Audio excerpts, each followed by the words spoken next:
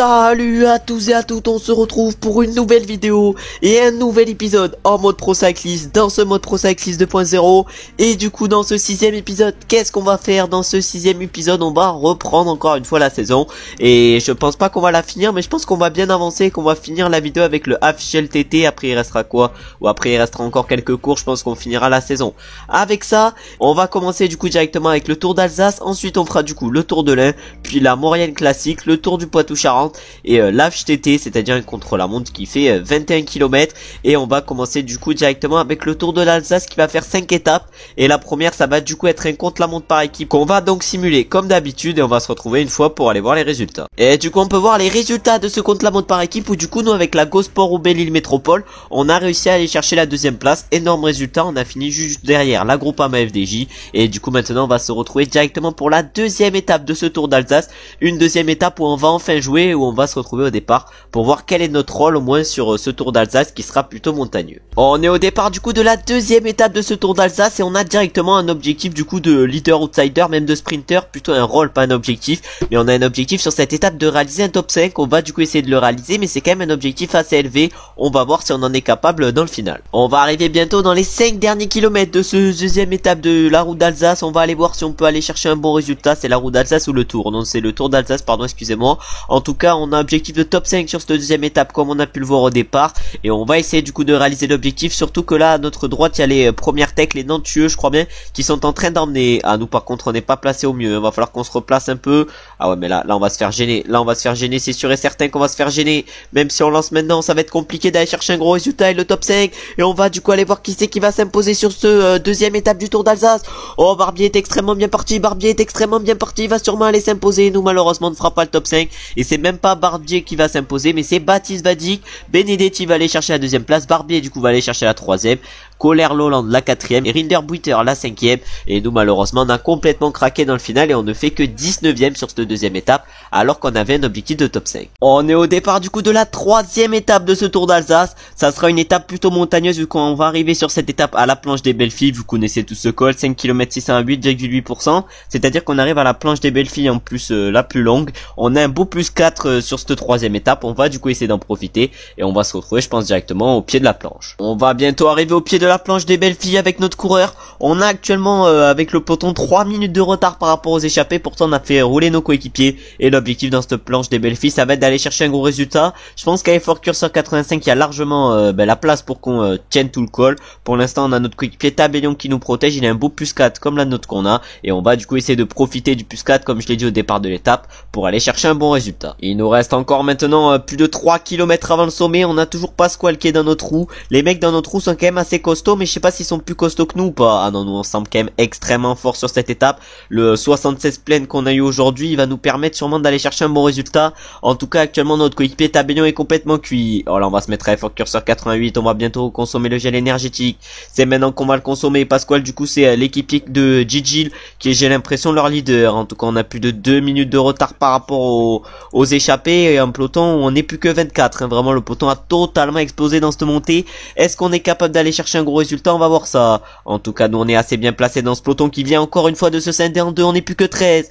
On va peut-être avoir la possibilité d'aller chercher un gros résultat aujourd'hui. En tout cas, on se met maintenant à Effort Curseur 99 et on va lancer le sprint. Et on sait pas du tout qui c'est qui va s'imposer devant, on va aller voir. Et du coup, devant, ça va être un Portugais qui va s'imposer. Et ça va être Nunes qui va s'imposer, lui qui était du coup dans l'échappée matinale. Il était 69ème à 1 minute 41, je sais pas du tout s'il va prendre le maillot. Et du coup, maintenant, on va aller se mettre au niveau de notre coureur pour voir combien on va aller finir. Si on peut aller chercher une belle place. Et c'est du coup Benedetti qui va chercher la deuxième place sur cette troisième étape. Va chercher la troisième, Curley la quatrième. Après nous, du coup, on va chercher la cinquième place sur cette troisième étape, ce qui est un plutôt bon résultat. Après, le plus 4 nous a quand même bien aidé sur cette étape et on verra si sur la prochaine étape, la note peut également nous aider. On a encore une fois une bonne note sur cette quatrième étape, encore une fois une étape au profil montagneux. On a un beau plus 3 sur cette étape. La forme est toujours bonne et en plus de ça, on a le maillot de leader vu qu'on est du coup premier au classement général, comme vous pouvez le voir à gauche. Et on a du coup le rôle de leader du classement général et de leader outsider sur cette étape. On va du coup essayer d'en profiter et on va se retrouver je pense au pied du seconde catégorie dans le final. On se retrouve du coup pas au pied du col de seconde catégorie dans le final, mais on se retrouve directement dans le petit ballon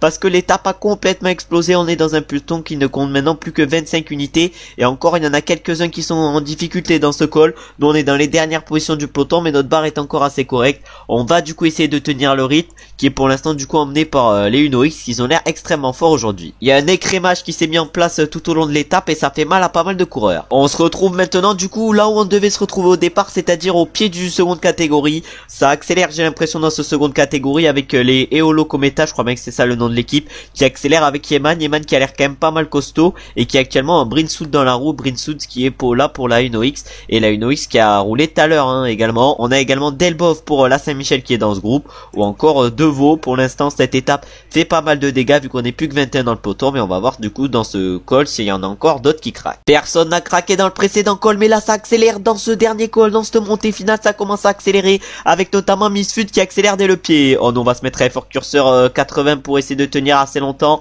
On va voir si on peut tenir. En tout cas nous avec notre coureur on est actuellement dans un groupe de 12 on était actuellement, et là on vient de rattraper quelques coureurs. Du coup maintenant on est dans un groupe de 18 et il y en a deux qui sont partis avec Gilles et Yeman qui est extrêmement costaud pour l'instant sur ce Tour d'Alsace et qui a peut-être la possibilité sur cette étape de nous reprendre du temps parce qu'il a l'air quand même d'avoir des stats assez intéressantes en montagne. Par contre sa barre jaune est clairement pas élevée. Et Misfud à 5 km 700 du coup il contre. Oh Misfud il faisait le tempo en tête de notre groupe et maintenant il contre. Oh là là, il est extrêmement fort Misfud aujourd'hui et il va rattraper Yeman qui se met du coup dans sa roue. Nous on est toujours à effort curseur 80 dans un groupe qui ne compte plus que 13 coureurs et encore il y en a encore qui craquent.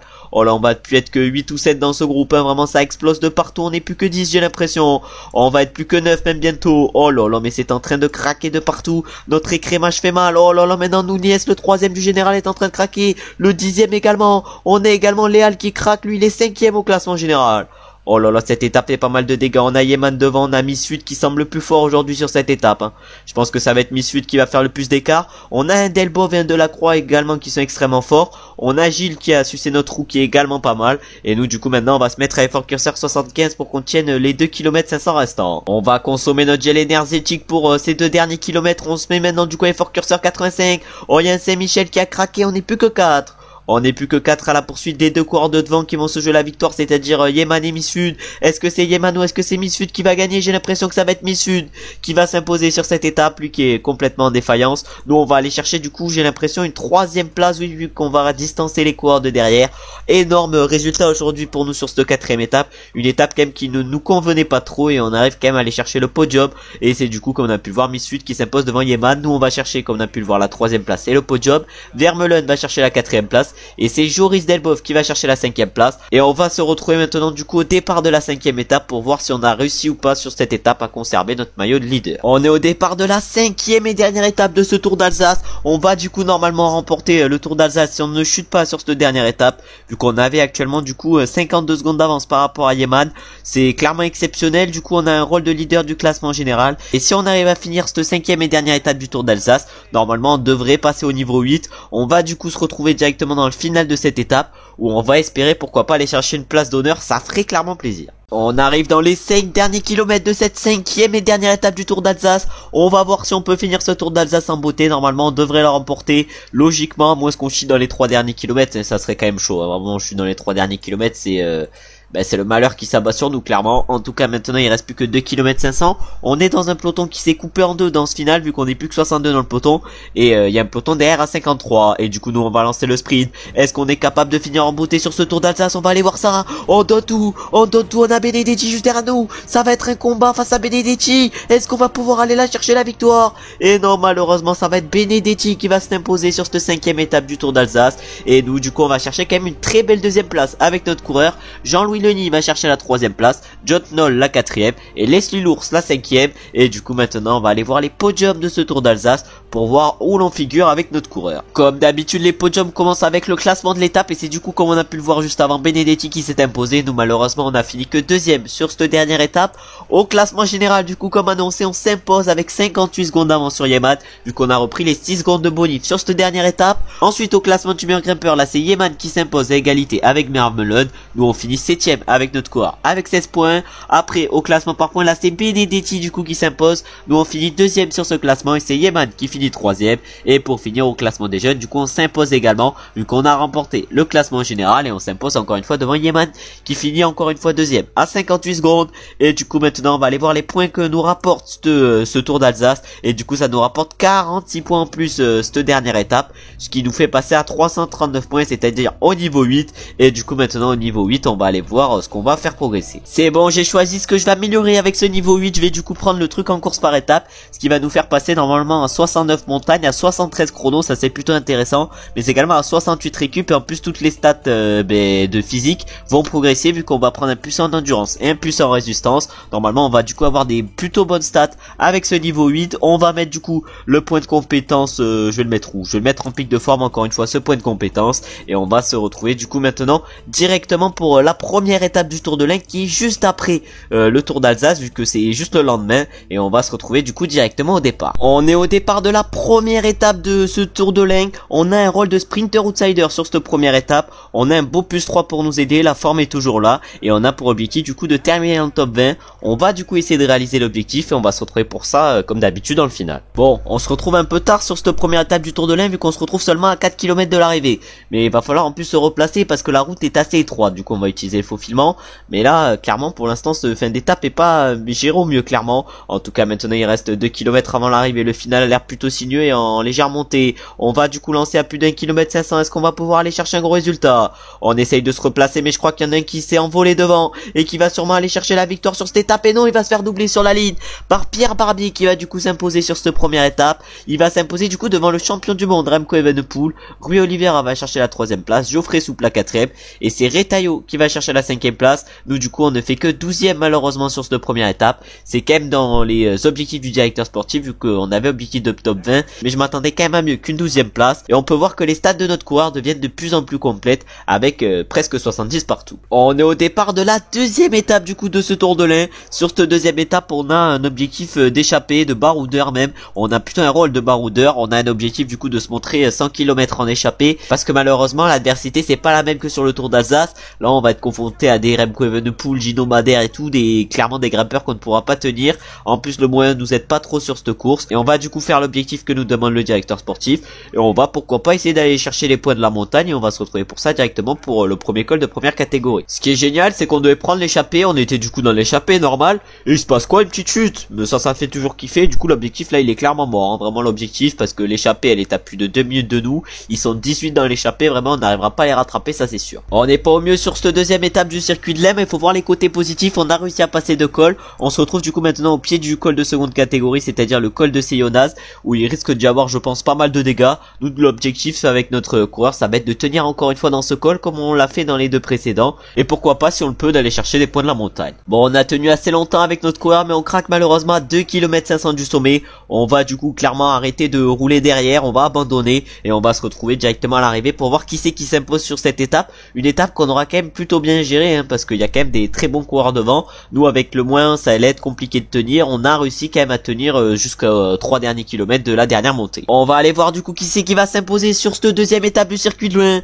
et c'est le deuxième de la première étape qui va s'imposer, c'est-à-dire Remco Evenepoel dans un groupe de 5 qui va s'imposer du coup devant Lorenzo Fortunato, Gino Madère, Félix Gall et Giulio Ciccone, c'est-à-dire que des gros noms. Et c'est Elie Gébert qui va aller chercher la première place du peloton et qui va du coup finir 6ème. Donc on va finir bien plus loin sur cette deuxième étape et on va voir si sur la troisième étape de ce Tour de l'Ain on a encore une fois un rôle de baroudeur ou pas. On est au départ de la troisième étape de ce Tour de l'Ain et on a encore une fois un rôle de baroudeur sur cette troisième étape. On doit se montrer encore une fois en échappée 100 km. On va cette fois-ci essayer de le réussir. On espère qu'une fois qu'on sera dans l'échappée on ne va pas chuter comme sur la deuxième étape et on va se retrouver je pense directement au niveau du premier col de seconde catégorie, au niveau du sommet pour essayer pourquoi pas de jouer le point, mais ça c'est si on arrive à prendre la bonne échappée. On arrive comme annoncé au niveau du premier col, malheureusement j'ai pas géré au mieux, j'ai l'impression hein, vraiment le sprint catastrophique. On finit du coup 5ème sur ce premier col, je sais pas du tout si on a gagné des points, on a peut-être gagné 2 points sur ce col mais pas plus. On va du coup essayer de faire mieux sur le prochain col qui sera du coup un col de 3ème catégorie. Maintenant on va se retrouver un peu mieux pour le col de 3ème catégorie où on va essayer cette fois-ci d'aller chercher les points parce qu'on s'est fait battre sur le premier col et du coup on lance le sprint,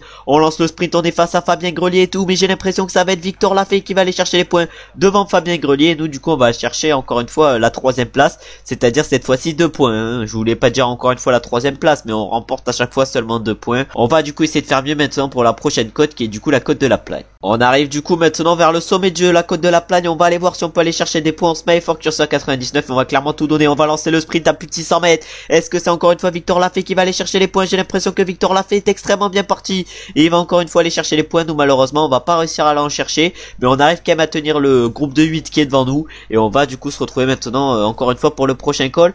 Mais cette fois-ci on va essayer au moins de tenir les roues. Parce que là ça a été quand même extrêmement compliqué. On a tout donné dans ce call de seconde catégorie. On a du coup réussi à accrocher les roues des différents coureurs, des meilleurs vu qu'on est plus que 6. Mais malheureusement là d'aller chercher les points ça risque d'être trop compliqué. Peut-être qu'on peut aller en chercher quelques-uns mais pas plus. Et c'est du coup Victor Lafay qui va passer en tête. Nous on va passer je crois bien 4ème sur ce call. Et du coup maintenant on n'est plus que 5 dans l'échappée. On a fait pour l'instant l'objectif qu'on avait au départ. Vu qu'on a fait combien de kilomètres? On a fait pour l'instant 104 km sur les 100 qu'on avait à faire. Et on va se retrouver du coup maintenant pour le prochain call, le call de première catégorie. On se retrouve comme on devait se retrouver, c'est-à-dire dans le call de première catégorie. Et malheureusement on s'est fait rattraper par le peloton, un peloton qui ne compte plus que 30 unités. Mais on va se faire attraper directement distancé hein, parce que vraiment on est complètement cuit. Et on va se retrouver maintenant directement à l'arrivée comme sur la deuxième étape. Pour voir qui c'est qui s'impose. On va aller voir qui c'est qui va s'imposer. Ça va être du coup Stefano Oldani qui va s'imposer sur cette 3ème étape du Tour de l'Ain. Il s'impose devant Remco Evenepoel qui aura trusté les 2 premières places tout au long de ce Tour de l'Ain. Félix Gall va chercher la 3ème place. Gino Madère la 4ème. Et c'est Fortunato qui va chercher la 5ème place. Donc on va finir beaucoup plus loin sur ce 3ème étape du Tour de l'Ain. Où on a du coup bien fini vu qu'on a réussi l'objectif d'échapper. Vu qu'on a fait 117 km sur les 100 qu'on avait à faire. Et on va se retrouver maintenant pour aller voir les podiums de ce Tour de l'Ain. Qui n'aura quand même pas été glorieux pour nous. Ah, j'ai un peu oublié d'aller voir les podiums de ce Tour de l'Ain. Et c'est du coup au classement général Remco Evenepoel qui s'impose. Au classement par points c'est également Evenepoel qui s'impose. Au classement du meilleur grimpeur là c'est Victor Lafay qui s'impose. Et nous on a fini 19ème avec 8 points. Au classement des jeunes là c'est Remco Evenepoel qui s'est imposé. Et au classement par équipe c'est là Israël Première Tech. Nous on a fini 15ème avec notre équipe. Et du coup on remporte 3 points vu qu'on a réussi l'objectif d'échapper sur cette étape. Et on va se retrouver maintenant pour notre prochaine course, c'est-à-dire la Maurienne Classique. Une classique plutôt montagneuse et on va se retrouver du coup comme d'habitude au départ pour voir quel est l'objectif que va nous donner le directeur sportif. On est au départ du coup de cette Maurienne Classique et on a pour objectif de terminer en top 10 sur cette Maurienne Classique. Le plus 2 normalement devrait bien nous aider sur cette course et on va du coup se retrouver je pense directement dans le final ou dès que le peloton commence à complètement exploser. Oh, ce col de la Croix de Fer est en train de faire des écarts de fou, on n'est plus que 30 dans le peloton. Et là, on est clairement bloqué avec notre coureur actuellement. Oh là, on est bloqué total et c'est actuellement Jonathan Restrepo qui est en train de rouler à l'avant de ce peloton. On a un groupe de 6 là qui va se faire attraper, mais devant c'est parti très vite hein, pour Silva qui semble extrêmement costaud. On a également Labrosse qui semble plutôt costaud. Nous, on est pour l'instant plutôt costaud. On va voir si on peut mener un gros tempo qui permettrait pourquoi pas de distancer quelques coureurs parce que j'ai l'impression qu'avec ce tempo, ça fait un sacré écrémage. On arrive maintenant dans la dernière partie de ce col de la Croix de Fer. On va voir si on peut réussir toujours à tenir le tempo des Restrepo et tout. C'est Osorio actuellement qui est en train de rouler pour ce coéquipier colombien. En tout cas, on risque de plus être beaucoup dans ce col vu que là, il y a pas mal de coureurs qui sont clairement en défaillance. Oh là là, mais là, on va plus être beaucoup du tout parce que là, par exemple, on a Garcia, on a Benedetti, on a Missud, on a Lino en défaillance. Vraiment, on a trop de mecs en défaillance. Et pourtant, il y a personne qui explose. Hein. On est encore 20 dans ce groupe pour vous dire que le tempo est pas extrêmement élevé. Ça commence à exploser maintenant. Oh, ça commence à exploser. On n'est plus que 14 dans ce groupe. Oh là là, je sais pas s'il y en a encore qui vont exploser. En tout cas, là, ça a quand même pas mal explosé. Et là, il y a personne qui attaque. Du coup, nous, on en met une. On en met une dans ce col de la Croix de Fer. Oh, il y a personne qui peut nous suivre, mais on en a mis une belle. On va essayer d'aller chercher le coureur de la G2R devant. Ils sont du coup encore 13 derrière, mais ils perdent un peu de temps, j'ai l'impression, par rapport à nous. Oh, encore plus de 40 km avant l'arrivée. Il y en a 3 qui ont pris nos trous. On a Flores, on a Magnier, on a Stedman. Ils ont l'air quand même plutôt pas mal. On va essayer de relayer avec eux. J'espère qu'ils vont relayer avec nous parce que nous, on est clairement pas extrêmement bien. Et on devrait normalement revenir sur la brosse. Oh, la brosse, c'est sûr et certain qu'on va revenir sur lui. Et là, maintenant qu'on a mis un gros tempo au sommet de ce col de la Croix de Fer, on va se retrouver directement pour le col du Mollard. On se retrouve du coup maintenant au pied du col du Mollard à plus de 24 km de l'arrivée. On a un groupe de 10 qui s'est organisé derrière nous. Nous on est actuellement du coup dans un groupe de 5 avec nos coéquipiers, plutôt nos adversaires, c'est-à-dire Flores qui est quand même plutôt bien. Du coup on va peut-être faire attention. On a Magnier également qui est plutôt bien. Vraiment la barre de Flores m'inquiète un peu, c'est parce qu'il a clairement une meilleure barre que nous, hein. On va pas clairement rouler pour lui. On a quand même Silva qui est extrêmement fort sur cette course vu qu'il a attaqué de loin. En tout cas normalement on devrait revenir sur Silva et c'est peut-être une victoire à 6 qui va se jouer sur cette course. En tout cas là maintenant va falloir accrocher la roue à Silva au moment où c'est du coup le Colombien Flores qui accélère. Oh là là, on a également Magnier qui essaye de le suivre. Nous, on va essayer de les suivre également pour partir à 3 et pas se jouer la victoire à 6 mais à 3. On s'est mis du coup dans la roue à Flores. Est-ce que Flores va relayer avec nous? Flores relaye du coup avec nous. On va se mettre à 75. Ah mais là il y a personne qui relaye trop, ça se regarde un peu dans cette montée, on va voir si ça se regarde tout au long de ce col du Mollard. Mais pour l'instant le relais entre nous est pas exceptionnel même si on reprend du temps par rapport à ceux derrière. On vient de sortir de ce col du Mollard avec plus de 1 minute d'avance sur ceux derrière. Je pense qu'on a largement la capacité de s'imposer sur cette course alors qu'on avait pour objectif de top 10. On va du coup essayer de s'imposer, on va se retrouver directement dans le final si on n'a pas un qui tente de nous distancer avant. On est dans les 3 derniers kilomètres de cette course. Est-ce qu'on va pouvoir remporter ce classique de la Maurienne, hein, ouais, cette Maurienne classique plutôt. Oh là là là, ça c'était aberrant. C'était aberrant comment j'ai parlé. En tout cas, il reste plus que 2 km avant l'arrivée. On va lancer parce que c'est clairement nous, je pense, le meilleur au sprint sur cette course. On va lancer. Est-ce qu'on est capable d'aller nous imposer? Ça serait un échec de pas nous imposer. On a Flores qui semble extrêmement fort. Est-ce que Flores va aller la chercher? Non, ça va être nous qui allons aller la chercher, cette Maurienne classique. Magnifique victoire sur cette course. C'est dans les premières victoires de la vidéo, je crois bien. En tout cas, on s'impose sur cette Maurienne classique devant Miguel Flores.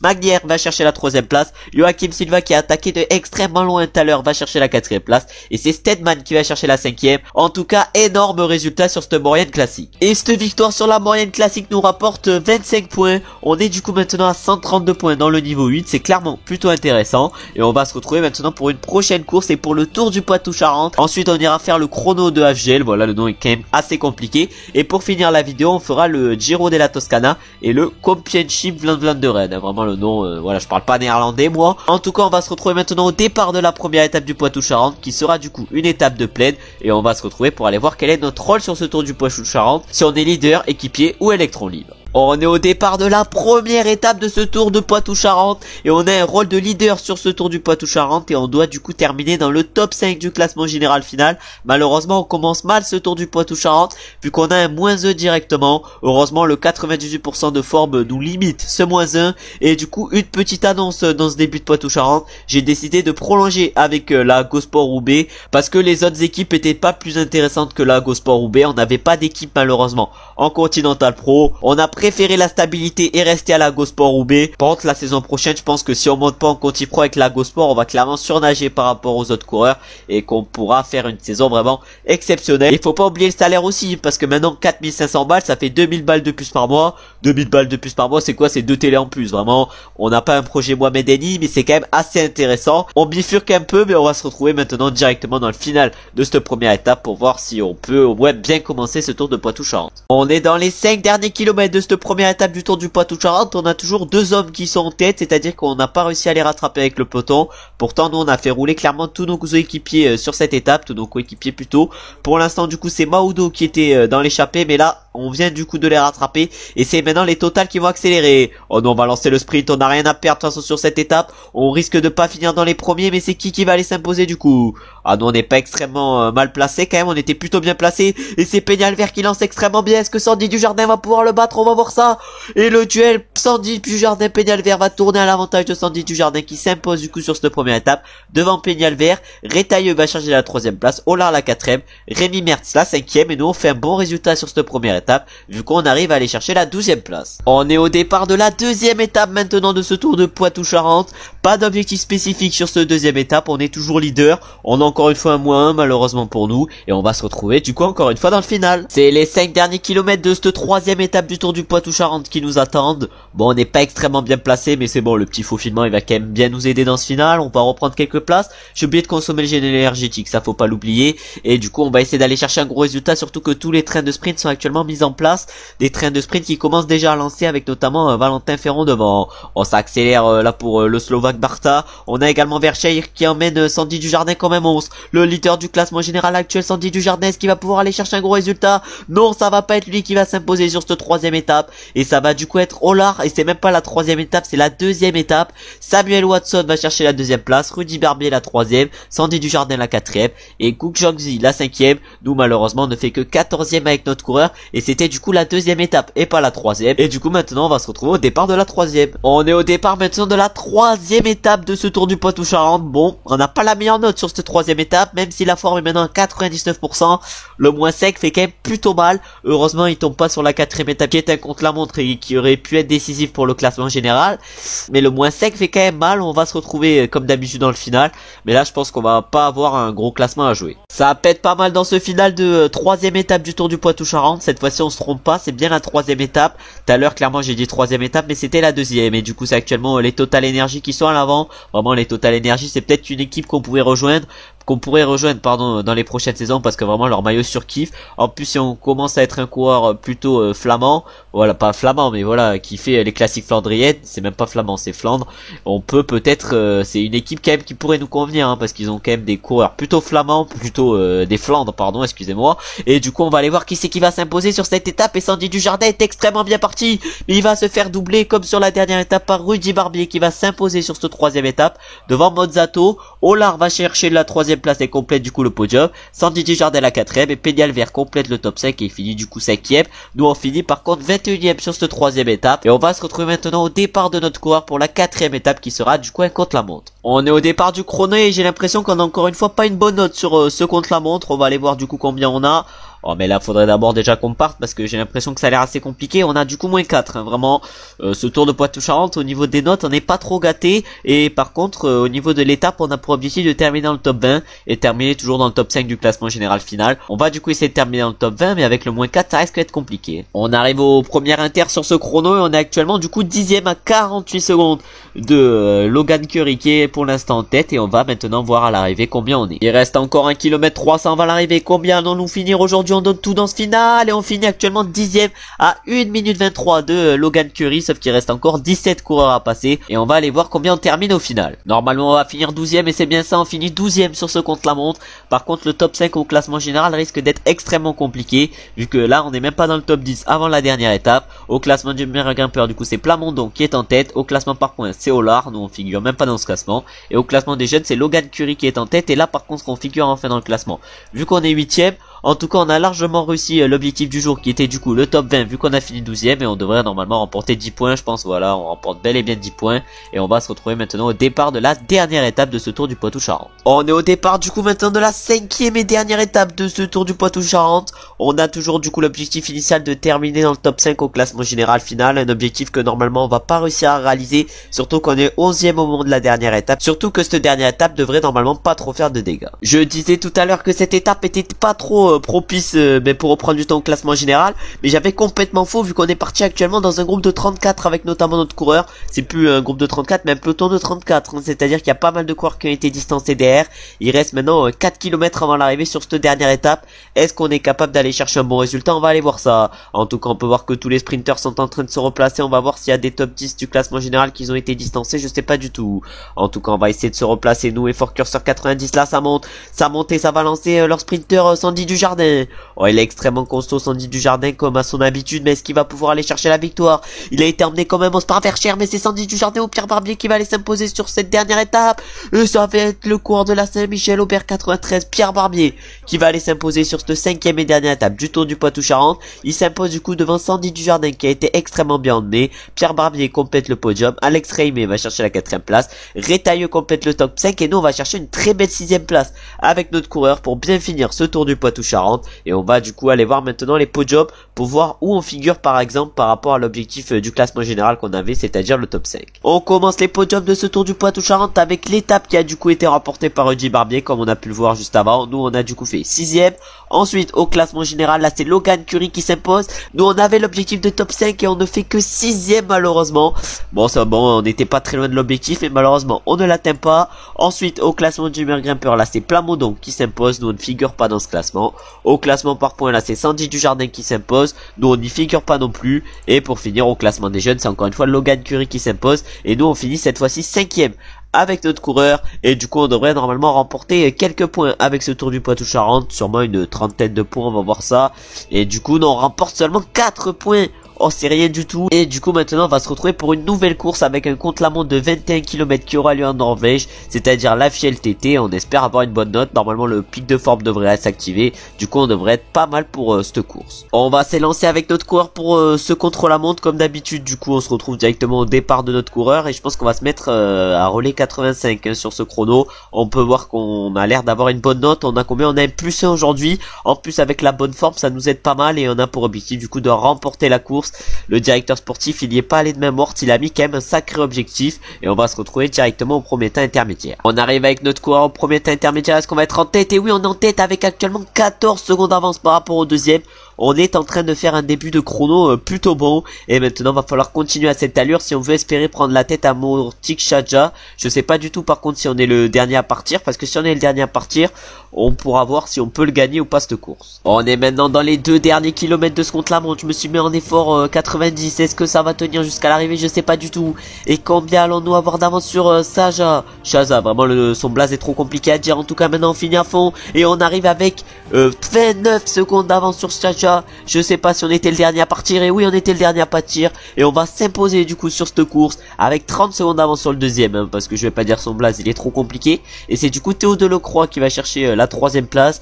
Du coup cette victoire elle nous rapporte 9 points seulement, c'est clairement pas énorme hein, pour une victoire, et c'est du coup notre première victoire en contre-la-montre, et on va se retrouver maintenant directement pour le Giro della Toscana, qui sera l'avant-dernière course de la vidéo avant qu'on attaque le Championship Van Vlaanderen, une course pavée. On est au départ du coup maintenant du Giro della Toscana. On a pour objectif de terminer dans le top 50 sur ce Giro della Toscana. On a un beau +1 pour nous aider. On va du coup comme d'habitude essayer de réaliser l'objectif. Malheureusement la course est pas assez vallonnée je pense pour faire des écarts. Le top 50 est largement jouable grâce à nos stats de sprint et d'axel, mais nos stats de ballon vont pas servir à grand chose je pense. On est dans les 5 derniers kilomètres de ce Giro della Toscana. J'ai dit que le parcours était pas assez vallonné pour que ça explose de partout, et pourtant on n'est plus que 55 dans le peloton, c'est à dire que ça a pas mal explosé, mais l'échappée est encore devant. J'ai l'impression quand même qu'ils sont tous cuits dedans. En tout cas nous on va bientôt consommer notre gel énergétique et on va tout donner. Clairement la victoire, pas la victoire mais au moins le top 10 c'est notre objectif sur cette course. Surtout que ça commence déjà à accélérer, fallait peut-être lancer de là, parce que là ça commence déjà à lancer pour les coureurs du UAE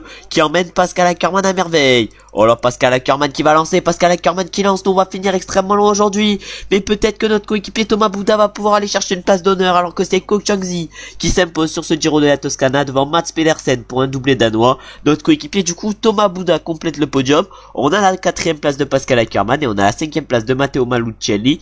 Nous on est parti peut-être d'un peu trop tôt et du coup on ne finit que 12ème malheureusement sur cette course, et on va aller voir maintenant combien de points nous a rapporté cette 12ème place. Cette 12ème place alors qu'on devait faire top 50 nous rapporte du coup 25 points, c'est clairement pas mal. On passera pas le niveau je pense quand même dans cet épisode, et on va se retrouver du coup maintenant dans la dernière course de la vidéo qui sera du coup le Championship Van Vlaanderen, c'est-à-dire une course pavée, et on va se retrouver comme d'habitude au départ pour voir quel est l'objectif du jour. C'est la dernière course de la vidéo qui nous attend, et on a encore une fois pour objectif de terminer en top 50, mais cette fois-ci on a un beau +4 pour nous aider. On va du coup comme d'habitude essayer d'en profiter et voir si la course fait des écarts ou pas. Malheureusement cette course ne fait pas trop d'écart, mais on se retrouve maintenant du coup pour le dernier secteur pavé. Sur cette course on peut voir que Michael Gogol a décidé d'accélérer. Oh, Michael Gogol il semble extrêmement fort sur ce secteur. On a un coureur de la Jumbo-Visma qui est en train de le suivre, c'est-à-dire Van Dijk.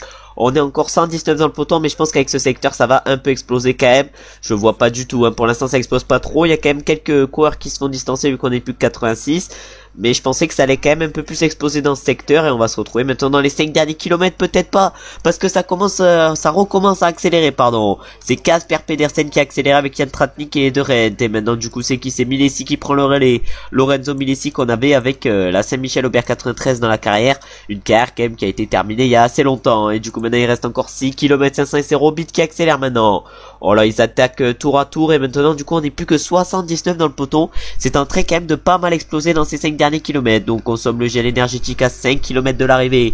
On a peut-être notre carte à jouer en vue d'un sprint, vu que le +4 nous fait un 71 sprint, 77 accès. En tout cas ça commence à accélérer, il reste plus que moins de 3 km avant l'arrivée. On a les Uno X qui amènent extrêmement bien leur leader, qui j'ai l'impression est Christopher Alvorsen, mais ça commence à lancer devant pour Van Hooydonk et Smith. Oh là là, ils ont lancé je pense d'un peu trop loin, et nous on va lancer maintenant 1 km 200, c'est en faux plat montant, j'ai l'impression le final peut-être que ça peut nous avantager. Oh, il y a tout le monde qui craque, on va peut-être aller chercher un podium, alors que du coup devant ça va être Van Hooydonk qui va s'imposer pour la DSM. Il s'impose du coup devant une dame devant Rick Zabel, et Tad Vernon va chercher la 3ème place, De Bush la 4ème, et nous malheureusement on ne va pas chercher le podium, mais on va quand même chercher une très belle 5ème place sur cette course. C'est clairement exceptionnel, et on va du coup aller voir combien de points nous rapporte ce 5ème place, mais je pense que ça devrait être intéressant. Du coup on a fini la vidéo en beauté avec cette 5ème place, et on remporte du coup combien? 36 points.